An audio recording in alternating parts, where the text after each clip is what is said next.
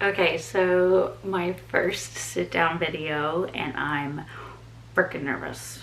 Okay, so if you are anywhere just like kind of near my personal life at the moment, then you would know that I just finished up a total body recomposition. What that is I managed to lose body fat at the same time that I gained muscle mass. So I went from point A to point B in 10 weeks. I thought I would just go over like how I did it, my thoughts and feelings about kind of the whole process, and yeah, so just gonna kind of share my experience with the whole thing. Also, I have everything written on my phone, so that's when I'm gonna be looking down at it. First and foremost, I decided to do this like for myself on my own. I am a certified personal trainer. Previously was a group fitness trainer, and now I just work at a big box gym. But I do have a gym program online that I literally just launched. So if you want to check it out, my website is down below. In the fitness industry, as much as I personally hate it and wish it wasn't a thing, it is a very vain industry to be in. Your looks do matter, unfortunately. Your physique does matter, unfortunately. I want to make this like clear. I never felt bad about myself, or that, you know, I never thought I was fat, or never thought I like looked bad, or just whatever. I simply knew that A, I could look better, B, I could feel better, and more importantly, C, I could do better. So I went on this challenge. I made this goal for myself as a very personal goal. Exactly what it is. I just was tired basically of being the same and not bettering myself. I knew that I could be better, so I went for it. The legitimate goal was to get down to 15% body fat in 9 weeks. So technically this is what I was when I like started it. And then unfortunately, the week before my deadline, well, the week before my 9 weeks hit, I moved jobs, so I no longer have access to the scale that I was using that gives me all those measurements. So this is where I ended at 8 weeks. So to be fair, I don't actually know if I ever hit the goal or not, but I'm okay with being here for now. The point is, I challenged myself, and I'm very happy that I did so, but I definitely learned a lot in the process. And that's kind of what I like want to share with you guys and talk to you guys about. Basically, there were like non-negotiables. They were things that I was very determined to do. And let me just gonna go ahead and preface with, for the whole week, 8 weeks that I did this, like the motivation ebbed and flowed. 100%. It was very much a roller coaster of motivation. I relied heavily on self-discipline and consistency, among other things that I will definitely talk about. But like, I just want to make that note. Honestly, probably only felt motivated for like half of it. My non-negotiables were 10,000 steps every single day. That is huge, especially if you work a sedentary job. So like you're just sitting down all day. 10,000 steps is massive, which for me, I benefited in the fact that at the time I was a fitness trainer. So I was moving and grooving most of the day. Used to be a 9 to 5 office girly. So I could totally understand that like sometimes it just isn't there. It don't happen. And I get it. There are other little things that you can do to get those steps throughout the day. But for me, that is just what I do. 10-minute walks after each meal. And depending on your pace, like my average is I hit like 0.45 miles. So like just shy of half a mile each time I do it. So if I were to pick up the pace a little bit and hit half a mile in 10 minutes, that's literally a mile and a half a day, like right there. And 10,000 steps is roughly 5 miles. Non-negotiable number 2, 4 days of heavy lifting. Again, 4 days of heavy lifting. Cardio is not bad. Hear me when I say that. Cardio is not bad.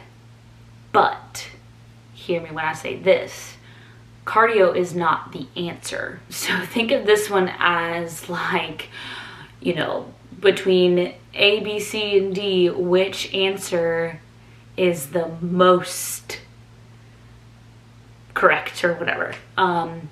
Lifting heavy, that is the answer. That's what's gonna do it. So when you weight lift and you lift heavy, not only does your heart rate get up, which is cardio, but you are simultaneously building muscle and burning fat, losing fat.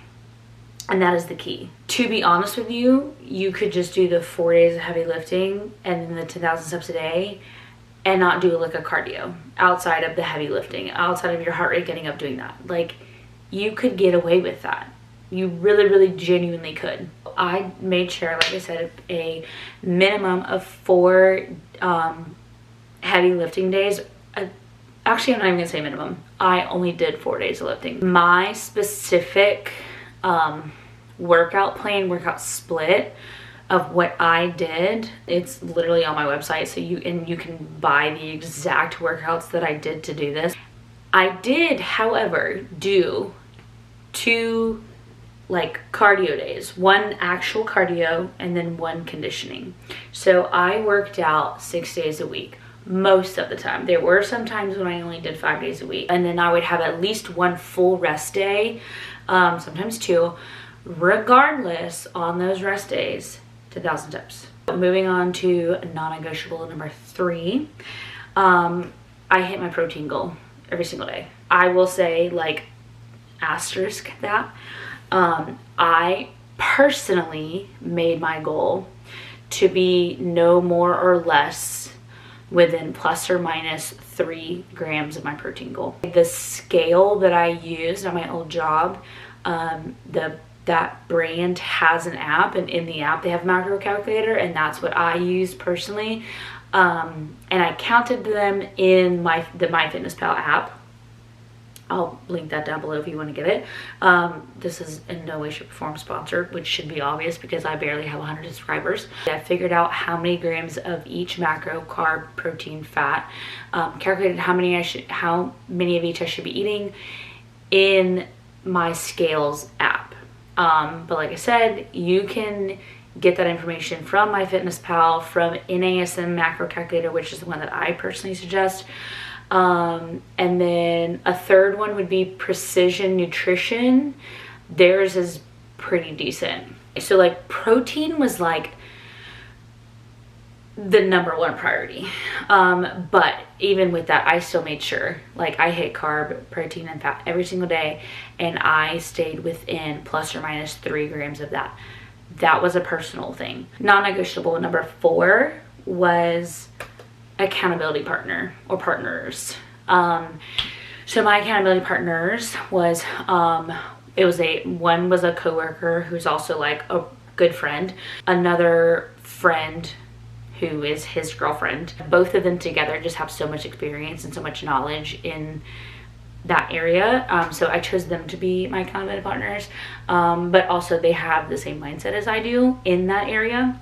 And that is just for the sake of, like, 1, they do help keep you like motivated and on track by like just checking in with you. But also 2, like, should for whatever reason you not hit your goal, like, obviously you don't want to disappoint yourself, but like it's just like that much more when you disappoint someone else. You know what I mean? Like, you don't want to disappoint someone else. You want to, like, you know, keep your word and keep your promise, like, to yourself and to your accountability partners. And so that was huge help.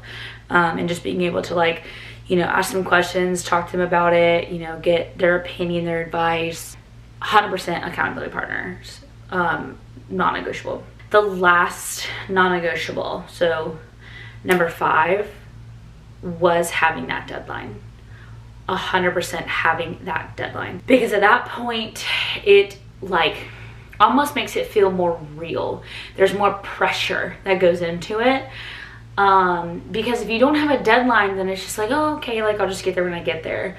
But like when you have a deadline, when you're like, no, it's got to be on this date, like it just really pushes you to the next level to really get it done. And I think that's very crucial. Moving into like helpful additions. So I kind of touched on these a little bit, like just describe basically like the details of my non-negotiables, which like I said, kind of already touched on. So like one, like I said, was counting my macros and making sure to stay like within plus or minus 3 grams of each. And then also like a minimum of the 1 cardio a day definitely helps, just because you're burning more calories, and that, yes, that helps because you're definitely going to, you know, burn more energy than you put in your body. You're going to burn more calories than you consume, and that is point blank period the only way you're going to lose weight. However, because I just said that, listen to me when I say this. Do you see my total weight here? Starting, ending? Do you see that? I lost 8 pounds of body fat. 8 pounds, okay? That is not an 8-pound difference, because I gained muscle at the same time. Muscle is denser than fat. Muscle does not weigh more than fat. It is denser than fat, okay? I'm gonna break this down into the most English layman's terms that I can. 1 pound of muscle is the exact same as 1 pound of fat. If you were to take each of those pounds and throw them into a pool, the muscle will sink and the fat will float. That is the difference. Muscle is denser than fat. So on the scale, it weighs more because the density is more. Okay?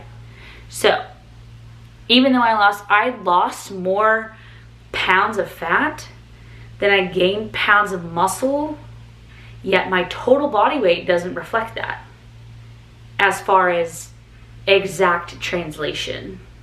Okay? And that's why. So please don't, like, that is why you cannot take your total body weight, like, for face value. You cannot. If you don't know the breakdown of it, you cannot take it for face value. That's all I'm gonna say on that. So yes, doing at least 1 cardio day a week outside of the 10K definitely helps, like I said, just for the sake of burning more calories than you consume. Drinking roughly 60 to 75% of my total body weight in water, also helpful. So basically, if you weigh 100 pounds, you want to drink about 60 to 75 ounces of water a day. And that is just helpful for, one, staying hydrated, 2, like, when you're hydrated, like, typically you're like less hungry, because a lot of people confuse dehydration with hunger. That's the thing. So, like, fun fact, if you like don't know if you're hungry or bored, drink 8 ounces of water and then wait like 10 to 20 minutes, and then you'll know if you're actually hungry or just bored. And it also helps you stay like energized and you just kind of like up and moving and yada yada. And then obviously like you're, you know, burning energy, burning calories all day because you're getting your 10,000 steps in, you're lifting 4 days a week, and then you're possibly doing cardio, so like you need to supplement with water. So with counting my macros, get a kitchen scale, because measuring in weight as well as the metric scale, not the imperial scale, so much more accurate. You can get a kitchen scale on Amazon for like 20 bucks because like tablespoons and cups and even fluid ounces, like those can be a little wishy-washy. So like just for the sake of being accurate and consistent, kitchen scale, that, just trust me on that one. And then my last like helpful addition was the fact that I did a weekly weigh-in. So if you are just, you know, carrying on with your fitness journey, I would not suggest doing a weekly weigh-in. I would say a monthly weigh-in. But if you're doing something like what I did, and you know, you're gonna be sure for 8 weeks or 12 weeks or something like that, in that regard, then yes, I would say weigh in weekly. And you want to keep it on the same day and the same time. You want to make sure, side note, weigh-ins literally the first thing in the morning. The first thing you do in the morning. Like you wake up and you hop on that scale, because that is the most accurate and like truest weight that you are. Oh, and then the scale that I use is a BIA scale, which stands for Bioimpedemic Assessment Scale. I'll write it right here. I always forget what the long word is. Bioimpedemic, whatever. Anyways, it's right here. That's the kind of scale that I used. But also there are plenty of other ways to figure out what your body weight and muscle mass are, so you don't have to have that scale. I just was lucky and I had it available to me, and I had it free, all that jazz. Now I'm gonna move into the mental side of all of this. There are 100% both pros and cons of like just all around mental health when you're doing this, which I did not think was going to be a thing for me. Normally, thankfully, I am pretty strong mentally, I would say. Like I am not a person that, you know, suffers from anxiety or depression or things of that nature. So I definitely just didn't think, you know, I would have any benefits or hindrances in my mental health from this, but I had both, and I will go over both. And so yeah, this was just me personally and how it affected me. The mental boosts, I call them, I guess, like just the positives that were helpful for me that I did was journaling. That was good because every single day I journaled gratitudes, intentions, and my manifestations. So just taking a second to realize all the things that I've been blessed with thus far in life, and just, you know, just feeling very gracious, very grateful for the things that I've been blessed with. It just, you know, gives you like a spark of positivity and like happiness and whatnot. And then I wrote down my intentions for the day, every single day.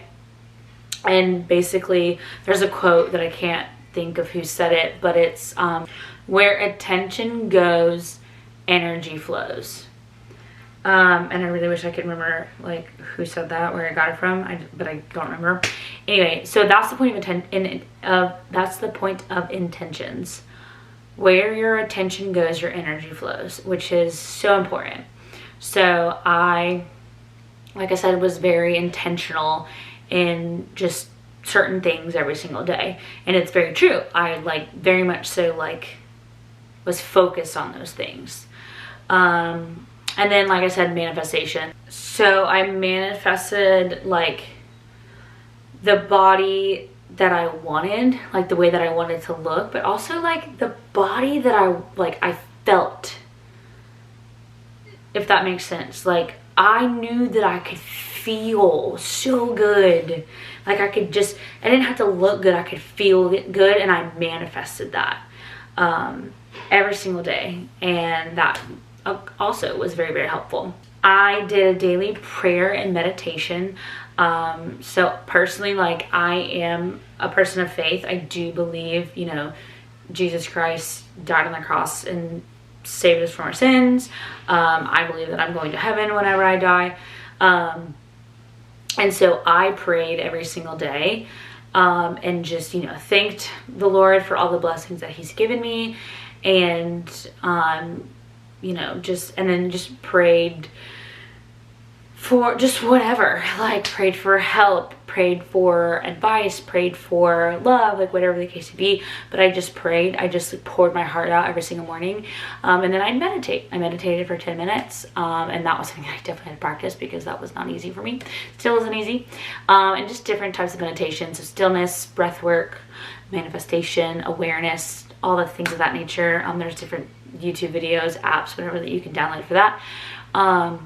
But yeah, so those two things were huge. Just helped me feel very aware of my body, like my physical state, emotional state, and mental state, which was huge. Another mental boost was the idea of fueling my body versus feeding my body. So I kind of like explained it like a car. So whenever you're putting gas in your car, you don't want to put bad gas in it because then it messes up your car and you don't go anywhere. It's kind of the same idea with food. Your body is a vehicle.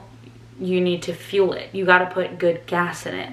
And that was the way that I looked at it. Or at least I tried to look at it. Because it definitely could go super awry if you don't. And I will say that I am lucky in that I actively enjoy healthy foods. Like I love fruit. Like I am a fruit salad. Like I can eat fruit all freaking day. Love vegetables. Sometimes I think I like them better than I like the actual protein on my plate. Like just love vegetables. So eating nutritious, eating healthy for me really isn't that hard, and I'm lucky. I don't love artificial sugar. Like my sweet tooth, I would argue, is relatively small. So like the natural sugar I get from fruits and whatnot, like that kind of, for the most part, like pretty solid for me.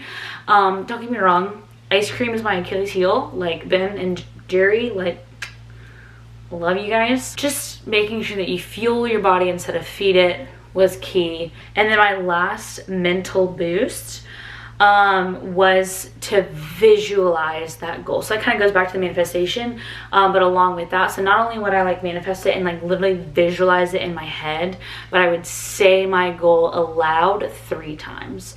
So it was very, very specific. It's actually right here. It says, I will have only 15% body fat by July 31st, which was the 9-week goal. So Memorial Day was when I started it. And so like I said that to myself every single morning and every single night 3 times out loud. And it's on my mirror, so I see it, you know, all the time. And that was very, very helpful. And I would visualize it whenever I said it. So like it was gonna happen. Did not visualize switching jobs, but you know. So those were, I would say, the mental boosts. Those were the helpful, like those were things that I did that very much helped my mental health with it all and kept me positive, kept me going, and you know, didn't make it seem like such a negative or a burden, if you will. On the flip side, there are mental struggles that I also had that I did not expect to. And they're kind of basically almost just the complete opposite of what the boosts were. So the first mental struggle was like, you feel guilty sometimes eating certain foods. And it's just certain things like, so like I said, I love ice cream. I love ice cream. Like that's like my, like ice cream and s'mores. Those are my top 2 right there. Ice cream and s'mores. Like, come find your girl. And like just the little things, like I would want ice cream so bad, but like I wouldn't be able to fit it in my macros, and so like that would, you know, kind of feel disappointing. So then I, you know, would find a healthy alternative, which I found a really great one, the brand Yasso, Y-A-S-S-O, great ice cream bars. So I found a healthy alternative, but when I first started eating them, I did feel a little guilty about it, because I was like, ugh, like I like probably shouldn't be eating this. Like I'm purposely fitting this in my macros. You know what I mean? Like I'm not eating certain things just so I can eat this. And that was a mental hurdle that I had to personally get over. Like I just had to be like, no, it's okay. Like you can have that. It's totally okay. Like why can't you have that? You know what I mean? So just things like that, like feeling like you shouldn't or can't eat certain foods. And with that kind of ties in another mental struggle was like you're scared to eat things. So for example, like I went out to dinner during those 8 weeks, you know what I mean? Like it's not like I ate every single meal at home. And that was a struggle. Just being able to find foods that would fit my macros. And if like when I knew I was going out to dinner, I would like purposefully like not really eat during the day, or I'd eat very certain things because I knew going out like I would need a lot of macros. And so that was a little bit of a struggle because it was almost as if I was limiting myself. I was restricting myself, and I didn't want to do that. I hate doing that. Like I have personally always had a very healthy relationship with food. And in those situations, it did not feel healthy. Like I definitely started having a small resentment towards food. And in a way, it made me almost like want to binge what I was eating. You know what I mean? Like, you know, like, I'm not supposed to eat this, but like it's just so good, I'm gonna eat the whole thing. And like even though I'm definitely not hungry enough to eat the whole thing, I don't know, it just like, yeah, it definitely like it started to have a little bit of friction with my relationship with food.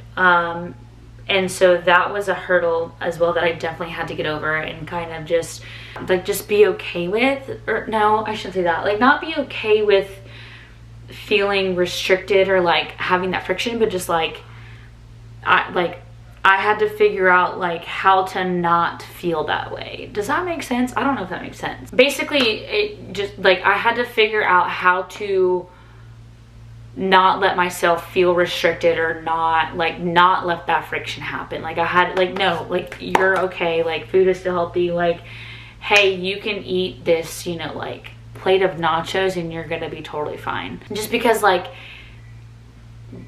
the whole like the rule or whatever, like it takes time, consistency, and effort to like, you know, get down to the weight that you're at, but it's also going to take time, consistency and effort to gain that weight back. Like just like I didn't lose that body fat in 2 days, I'm not going to gain it in 2 days. You know, I didn't lose it by eating 3 healthy meals, just like I'm not going to gain it back by eating 3 unhealthy meals. You know what I mean? So I had to kind of like remind myself of that and just like let myself know like, hey, it's okay, you're fine, like you're good, you're still going to hit your goal, you're good. That also kind of ties into, which I did touch a little bit on, is like kind of like restricting your life. I would like kind of in the back of my mind, like almost like hope and pray that people would not invite me out to do things. To be fair, I will go out, but I'm not like huge on it. Like I'm a homebody. I'm not gonna even lie to y'all. Like I like to be at home in bed, like with a bowl of ice cream, watching YouTube videos or a movie. Like that's me. That's me right there. Like, do I like alcohol? Yes. Do I like to feel hungover? Absolutely not. Do I like to hang out with my friends? Yes. Do I like to be out past 10 p.m.? Absolutely not. Like, and that's just me. Like, maybe I'm lame, I'm a loser, I don't care. That is just who I am. But I would like think in the back of my mind, like, oh, I really hope they don't like I'd hear people talking, like my friends saying like, oh yeah, like that'd be so fun to go do that. And I'm like, oh, please don't invite me, please don't invite me, please don't invite me.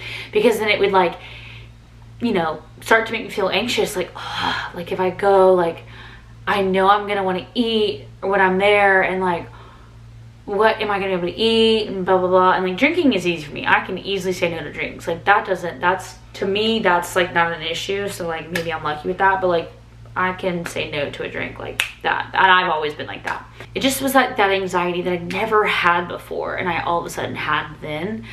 And I tried to reframe that in my mind and think like, oh, you're not restricting yourself, you're just very determined, you know? Which was kind of helpful, but also like half truth, half lie.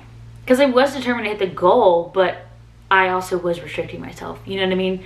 And so that was just definitely like a fence that I was kind of teeter-tottering on. So just keep that in mind, and it could just be a thing. If you decide to do this, like, it could just be a thing. Just making you aware, I guess. And then the last mental struggle, which I'm still currently struggling with. So I am no longer counting macros. Kind of. I am doing my best to make sure that I do eat enough protein throughout the day, because that's just a general thing that people are pretty bad at.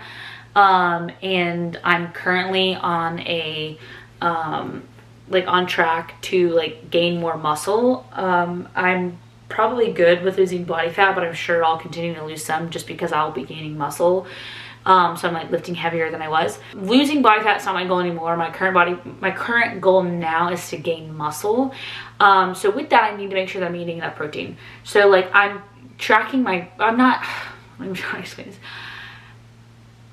I am now eating intuitively because I tracked very like rigorously, psychotically, if you will, for 8 weeks. I kind of like have an idea of like how much to eat and whatnot. And so I'm not weighing every single thing that I eat, because I did that for 8 weeks. Literally every single morsel that went into my body, I weighed it out. That, like, which is very psychotic, and I really don't suggest that, because I think that's where a lot of like my mental struggles came through. I think that's when I started to really cause the friction between me and food. But I kept track of every single morsel that went into my body. I am working really, really hard on not weighing out everything, and I am getting better. And I'm sure you're probably thinking like, oh, you only did it for 8 weeks. It's not like you did it for like 2 years. Like, it's harder than I thought it was going to be. Maybe you can just kind of willy-nilly be done with it, but for me, it's hard to stop. I still weigh things, very certain specific things that I weigh, and it is 100% honestly, it is to make sure that I'm within portion sizing, which I don't think is wrong. I don't think is bad.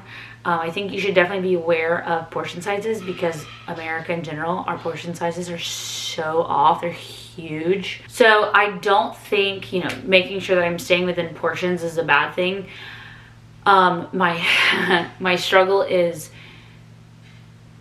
being okay when it's not exact. So like, I could rattle off a lot of exact measurements to you right now, but the one example I'll give you, the yogurt that I eat is Fage, F-A-G-E, Fage yogurt, and it's a 0% non-fat yogurt.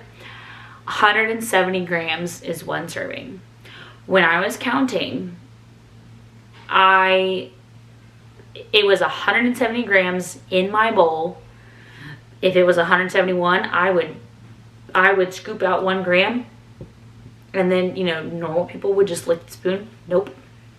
I would get as much of it off as I could back into the yogurt container, and then I'd rinse the rest of the spoon off, and I would not let a single more ounce, gram, whatever, of that yogurt go into my mouth.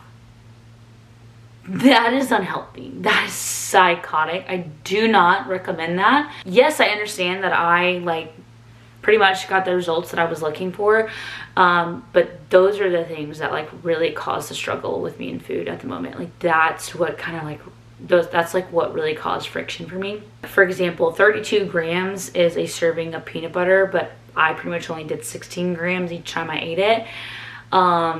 Same thing, if it went to 17 grams, nope, I'd scoop a gram out. Or the coffee creamer that I use, 15 milliliters is a serving size. If it hit 17 milliliters, nope, I'm pouring 2 milliliters back in. Like, and I am learning that it's okay. It's okay to have a couple grams, couple milliliters over a serving size.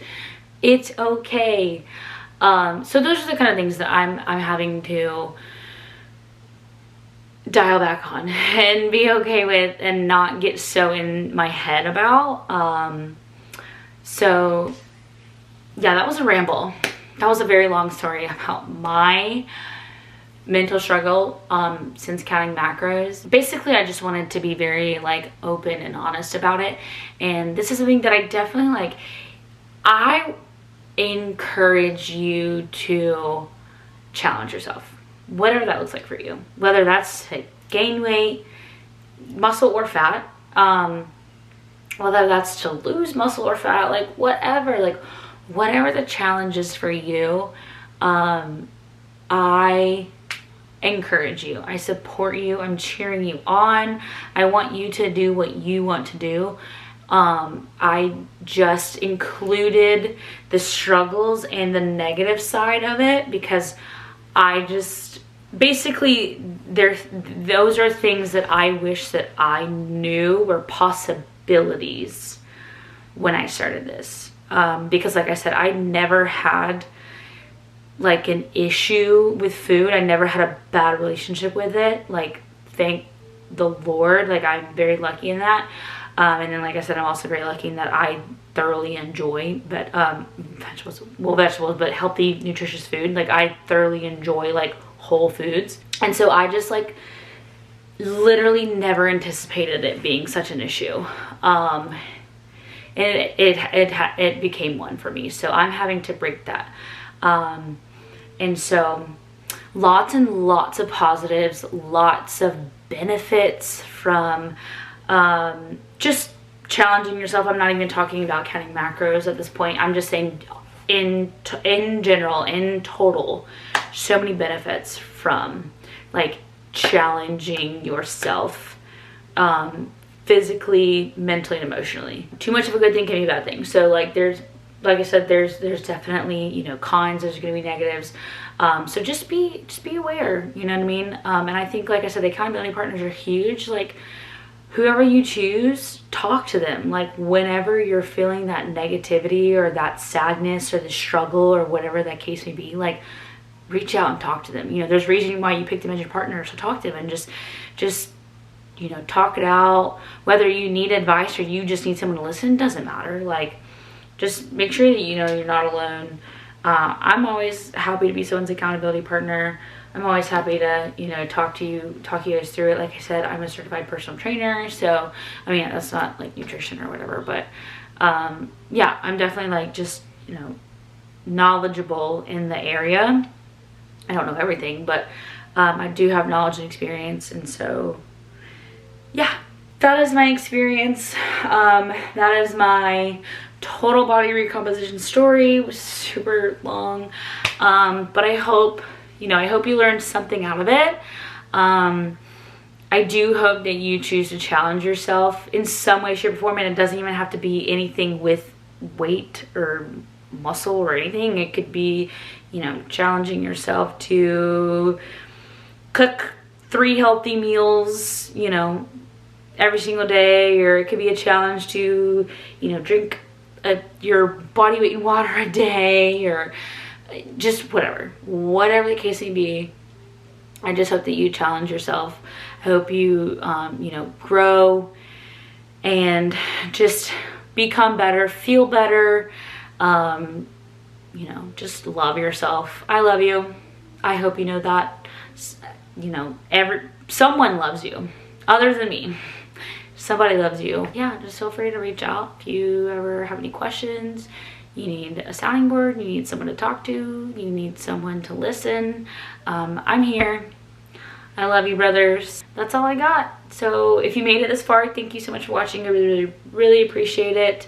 And I really hope you come back for my next video. Bye.